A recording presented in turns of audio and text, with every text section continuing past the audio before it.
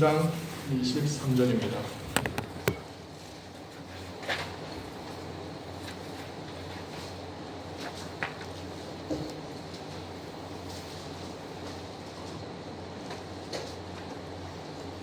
신약성경 40면에 기록되어 있습니다. 마태복음 23장 23절 말씀입니다.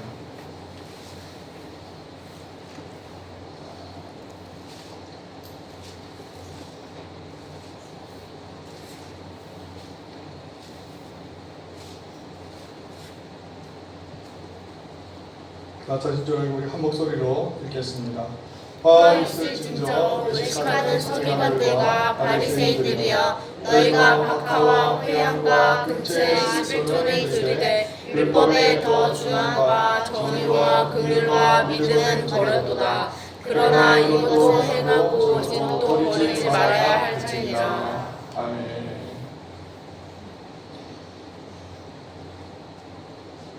오늘은 성경 전반에 걸쳐 헌금, 그 중에서도 11조에 대해서 살펴보고 하나님의 은혜를 함께 나누는 그런 시간을 갖고자 합니다. 구약에는 이스라엘 백성들을 대신하여 하나님의 일을 전담하는 레위 사람들이 있었습니다. 이들은 성막과 성전에서 갖은 사소한 일들을 도맡아 행했는데요. 성전의 문을 지키는 일에서부터 기구를 만들고 보관하는 일, 커튼을 짜고 노래하는 일에 이르기까지 성전에서 봉사하는 모든 직무들을 이 레위인들이 감당하고 있었습니다. 그러다 보니까 이들은 먹고 사는 것에 신경을 쓸 만한 여력이 없어 보입니다. 애초부터 하나님께서는 이들에게 모든 지파들에게 분깃으로 주었던 땅을 분배하지 않으셨을 뿐만 아니라, 그래서 농사를 짓는다든지 양이나 소를 기른다는 것은 흥감생심, 성전에서 하나님의 일을 감당하다 보니 생계를 유지할 수가 없습니다. 그래서 하나님께서는 이들을 위해 먹고 사는 일에 걱정하지 않도록 이들의 생계비와 필요한 경비 일체를 지원하도록 명하셨습니다. 이것을 성경에서는 11조라 부릅니다. 우리 성경 한번 보겠습니다. 레위기 27장입니다. 30절에서부터 32절 말씀 우리 함께 읽겠습니다. 그리고 그 땅의 10분의 1 곧 그 땅의 곡식이나 나무의 열매는 그 10분의 1은 여호와의 것이니 여호와의 성물이라. 또 만일 어떤 사람이 그의 11조를 물으려면 그것에 5분의 1을 더할 것이요 모든 소나 양의 11조는 지팡이 아래로 통과하는 곳에 10번째 것마다 여호와의 성물이 되리라. 아멘. 자, 말씀을 보니까 그 땅의 10분의 1이라고 얘기를 하면서 그 땅의 곡식이나 나무의 열매나 하나님 앞에서 구별되어야 된다고 말씀하고 있습니다. 그래서 그것을 여호와의 성물이라고 그렇게 불렀는데요. 땅에 나는 곡식이나 열매뿐만 아니라 모든 가축들 가운데 소나 양이라고 할지라도 목자의 지팡이를 지날 때, 통과할 때 10번째 지나는 소나 양은 하나님께 구별된 성별된 11조로 하나님께서 지정하시고 이를 성전에 바치도록 하셨습니다. 성별된 10의 1조 성물을 누구에게 주었느냐? 레위 자손에게 기업으로 주셨습니다. 민수기 18장입니다. 21절 이하의 말씀 우리 한 목소리 읽겠습니다. 내가 이스라엘의 11조를 레위 자손에게 기업으로 다 주어서 그들이 하는 일 곧 회막에서 하는 일을 감당하니 이후로는 이스라엘 자손이 회막에 가까이 하지 말 것이라. 죗값으로 죽을까 하노라. 그러나 레위인은 회막에서 봉사하며 자기들의 죄를 감당할 것이요 이스라엘 자손 중에는 기업이 없을 것이니 이는 너희 대대의 영원한 율례라. 아멘. 그러니까 레위인들은 이스라엘 자손들을 대신해서 성전에서 하나님을 감당하였고, 반대로 이스라엘 자손들은 레위인들을 대신하여 자신의 소득 10분의 1을 떼어다가 생계비로 이들을 지원했던 것입니다. 이것이 모세의 율법이 정해놓은 11조와 관련된 조항이 되겠습니다. 여기서 조금 더 보태보겠습니다. 덧붙여 보자면 성경에서는 이것만 얘기하는 것이 아니고 또 다른 11조를 얘기하는데요. 10의 1조를 들여서 주변에 있는 이웃들이나 친척들이나 권속들과 함께 연회를 누리고 잔치를 벌이고 축제를 벌여도 된다고 하나님께서는 말씀하십니다. 신명기 16장에 나오는 말씀인데요. 마치 이 11조는 기존에 있는 11조와 또 다른 11조인 것처럼 보이지만 그렇지 않고요. 하나님께서 허락하신 이 11조 내에서 일부를 들여서 주변에 있는 친지들이나 권속들과 함께 축제와 연회와 그리고 잔치를 벌여도 된다고 하나님께서는 말씀해 주십니다. 또 다른 측면에서 11조가 있습니다. 그것은 3년에 한 번씩 돌아오는 해에 우리가 하나님께 드렸던 그 11조의 일부를 또 떼다가 가난한 사람들, 이를테면 고아와 가부, 유리방황하는 나그네들을 위해서 섬길 수 있도록 하십니다. 그래서 하나님께 드려진 이 11조는 정리해 보겠습니다. 먼저 하나님의 11조의 주된 사용처는 레위인이고요. 레위인에게 하나님께서 먹을 것과 생필품을 제공하신 것으로 남는 것들의 일부를 또는 축제를 벌일 수 있도록, 연회를 벌일 수 있도록, 잔치를 벌일 수 있도록 허락하시는 11조가 있고요. 때로는 주변에 있는 가난한 사람들, 헐벗고 굶주리는 사람들을 위해 섬길 수 있도록, 부재하고 자선할 수 있도록 이 11조를 쓸 수 있도록 하나님께서는 허락하십니다. 이제 구약의 시대는 서서히 저물어 갑니다. 구약의 시대는 끝이 나고 예수 그리스도의 성육신으로 새 시대가 도래하게 되었습니다. 더 이상 예루살렘에는 성전이 없고 성전이 없으니 더 이상 레위인도 없습니다. 성전도 없고 레위인도 없으니 당연히 그러면 11조도 없어져야 하겠죠. 그렇지만 이 땅에서는 11조가 사라지지 않습니다. 이제 본문 말씀을 보시겠습니다. 예수님께서 몹시 화가 나 계십니다. 바리새인들에 대하여 칭찬 대신 책망을 토설하시는데요. 자, 오늘 본문 말씀 함께 읽겠습니다. 화 있을진저 외식하는 서기관들과 바리새인들이여, 너희가 박하와 회양과 근처의 11조는 드리되 율법에 더 중한 바 정의와 긍휼과 믿음은 버려두다. 그러나 이것도 행하고 저것도 버리지 말아야 할지니라. 이들은 돈을 좋아하는 사람이었고 높은 자리를 좋아하고 입술로는 주님을 사랑한다고 하지만 삶에 있어서는 고아와 가부를 착취하는 사람들이었습니다.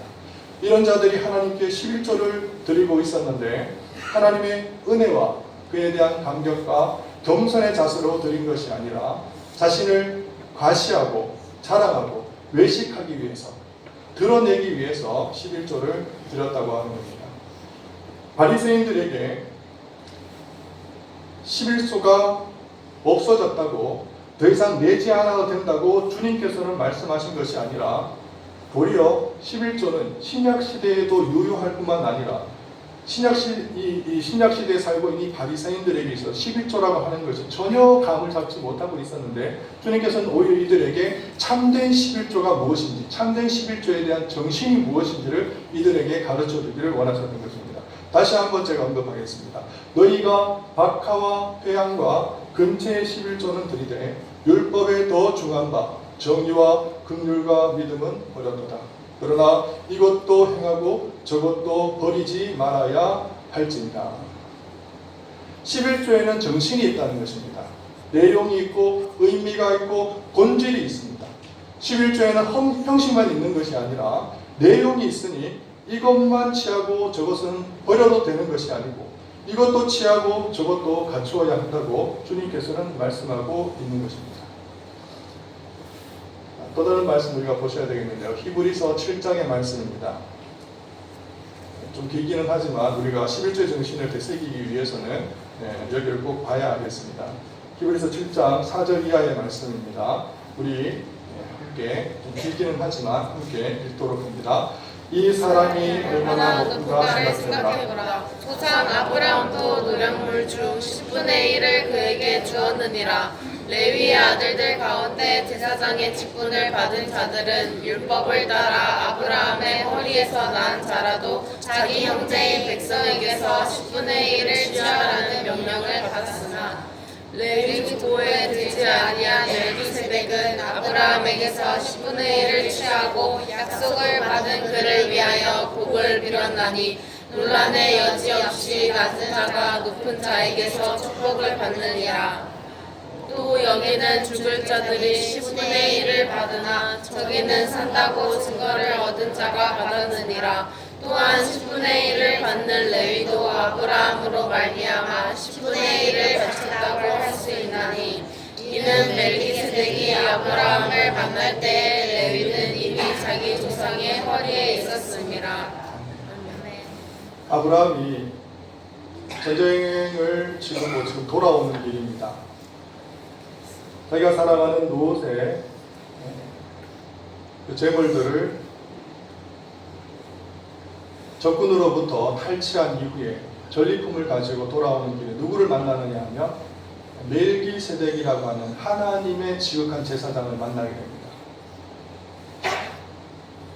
멜기세덱을 만난 이후에 아브라함은 자신이 가지고 있는 노획문 가운데 10분의 1을 떼어다가 제사장에게 드립니다.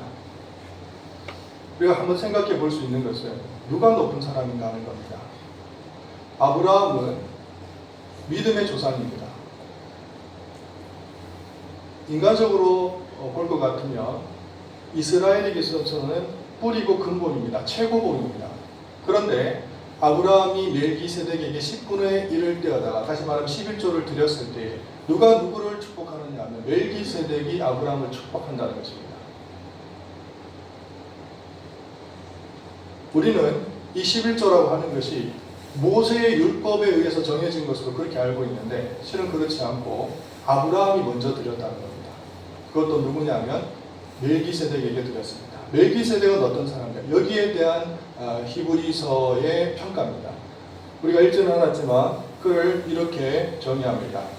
그는 의의 왕이고 평강의 왕이고 살렘 왕입니다. 지극히 높으신 하나님의 제사장입니다. 하나님의 아들과 닮아서 항상 제사장으로 있는 분입니다. 그러니까 그는 누구냐면 구약에 있어서 표상과도 같은 분이고 모형과도 같은 분인데 예수 그리스도를 닮은 분입니다. 메시아를 닮은 분입니다. 예표요 모형입니다. 그에게 아브라함이 11조를 드렸다는 것입니다. 그런데 성경은 뭐라고 얘기하냐면 아브라함에게는 허리가 있는데 다시 말하면 그의 자손들이 있는데 그 자손들 가운데 누가 있었냐면 레위인들이 있었다고 합니다. 레위인들은 어떤 사람이냐면 아브라함의 후손들 이스라엘로부터 11조를 받았던 사람들이에요.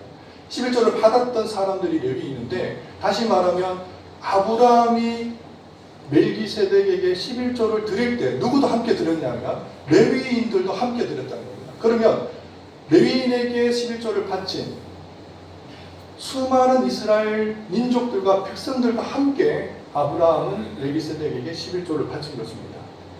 누구에게 바쳤다고요? 예수 그리스도의 표상에게 바친 것입니다.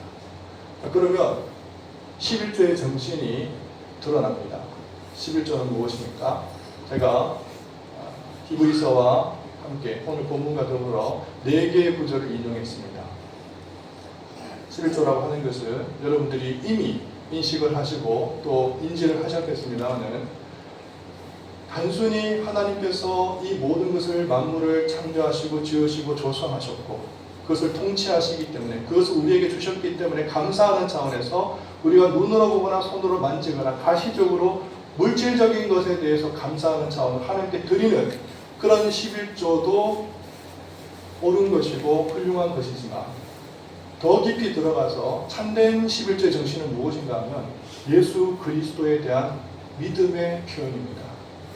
믿음의 고백입니다. 전능하신 하나님께서 베푸신 하나님의 그 수많은 은혜 앞에서 드려지는 나의 신앙 고백이요 우리 주 예수 그리스도에 대한 사랑의 고백이 바로 11조가 되겠습니다. 11조는요 신앙 척도나 정도를 측정하는 것이 아닙니다. 우리가 신앙에 수준이 있습니다. 다 정도가 있고 또 그리고 깊이가 있고 성숙도가 다 다릅니다. 성숙한 사람도 있고 그렇지 않은 사람도 미숙한 사람들도 있습니다. 미숙한 사람은 11조를 안 내거나 덜 내도 되고 성숙한 사람은 11조를 낼 수 있고 이런 차원에서 11조는 아니라는 겁니다.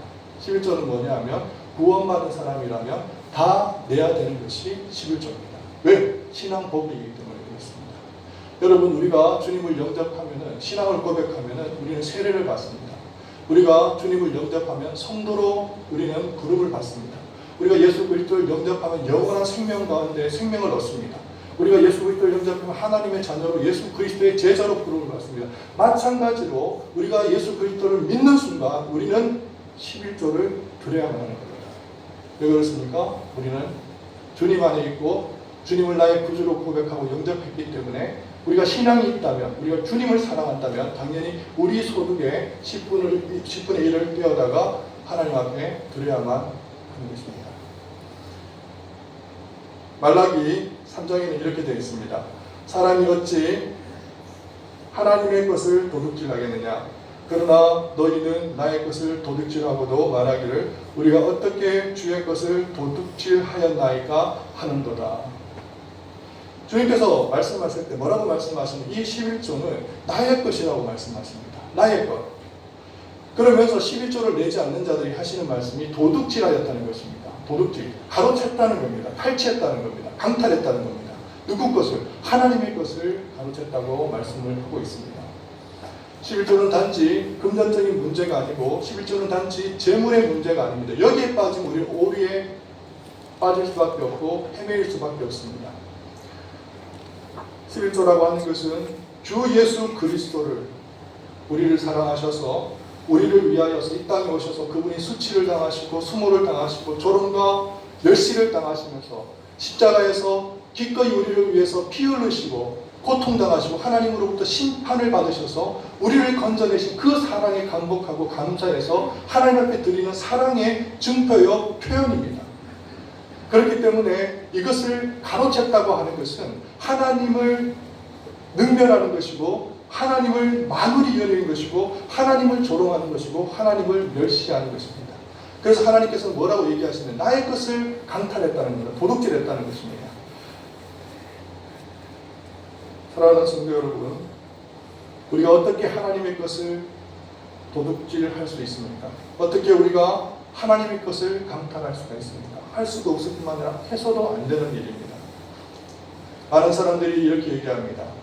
그것도 교회 안에 있는 사람들이 얘기합니다. 오늘날에는 11조 드리지 마라. 11조는 폐지가 되었다. 율법이 폐기된 것처럼 제사제도가 폐기된 것처럼 폐기되었다고 얘기합니다. 아브라함이 멜기세덱에게 11조를 드릴 때 한 번 드렸지 그 후에 지속적으로 또 다른 11조를 드린 적이 있느냐 보라는 겁니다. 야곱이 하나님께 11조를 한 번 드렸지 계속해서 또 다른 장소에서 하나님께 드린 적이 있느냐 모르는 말씀입니다. 오히려 한 번 드렸기 때문에 그것이 영원하다는 것을 여러분 기억하셔야 됩니다. 한 번 드렸습니다. 한 번 드렸습니다. 그것은 왜 한 번 드렸냐면 이 아브라함을 따른 믿음의 모든 후손들을 다 싸잡아서 우리 주 예수 그리스도의 단번에 제물로 올려드린 것입니다. 그래서 민수기는 뭐라고 얘기하냐면 이는 대대로 영원한 율례이라 그렇게 말씀하고 있습니다. 영원한 율례입니다. 우리가 구약 시대에만 지키고 또 예수님 오신 그 당시만 지키고 이 시대는 지키지 않아도 되는 율례가 아니라 이 율례를 영원한 율례라고 주님께서 못 박으시면서 우리 이 시대를 살아가는 신약 시대의 성도들에게도 동일한 의무를 하나님께서는 지우고 계신 것입니다. 영원하다고 하는 단어는요, 무궁하다는 의미를 가지는데 성경에서는 이 영원하다는 단어가 언약적인 의미로 씁니다. 언약적인 용어입니다. 영원하다는 것은 언약을 의미하는 것인데 언약이 있는 한 우리는 이 언약의 율례에서 우리는 벗어날 수가 없습니다. 왜 그렇습니까? 그것은 하나님의 사랑이고 하나님의 자비고 하나님의 긍휼이기 때문에 그렇습니다. 하나님은 11조를 성물이라고 하셨습니다. 하나님은 만물을 지으시고 창조하신 분이십니다. 모든 것이 다 하나님의 것입니다. 하지만 그 중에서도 10분의 1은 하나님의 것으로 구분하셨습니다. 하나님께서 구별하신 11조는 주님의 것 중에 주님의 것으로 주님께 드려야 하고 주님의 뜻대로 관리하고 집행되고 사용되어야 하는 성물입니다. 내 것이 아니므로 내 것으로 여기거나 내 것처럼 처리하거나 주장할 수 있는 것이 아닙니다. 그러기에 11조는 하나님의 집에 있어야 하고 구별되이 관리되어야 하며 그리고 복음사에게 그러니까 복음사역자와 형제와 자매와 고아와 가부를 위해서 하나님께서 명령하신 대로 사용되어야 하는 것입니다. 자, 그러면 여호와 하나님께서 어떻게 하시겠다고 약속하십니까? 우리 말씀을 찾겠습니다. 말라기서 3장 10절입니다.